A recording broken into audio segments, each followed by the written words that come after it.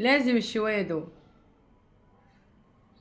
حبة في قلب الطبق كده متعصجين لحمة مفرومة.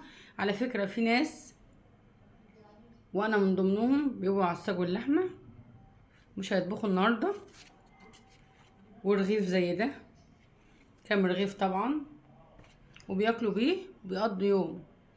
وساعات بتعمل المكرونة العادية اللي هي بالصلصة، بتعمل حاجات كتير ومسقعة وحاجات كتير. بس انا لازم انا بعمل البشاميل اخد حبة زي دول ورغيف واكله. مين بيعمل زيي؟ مين؟ انا بعمل كده. شوفوا، بسم الله، تبقى جميلة جميلة والله.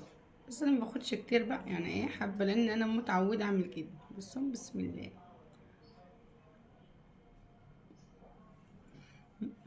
جميلة والله العظيم.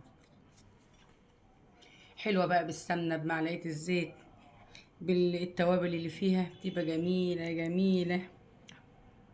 مم.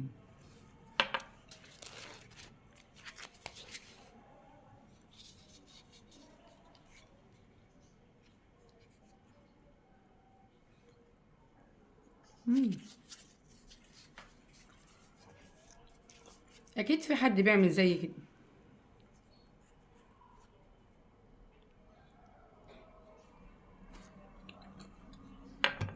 اهالينا كانوا بيعملوا كده.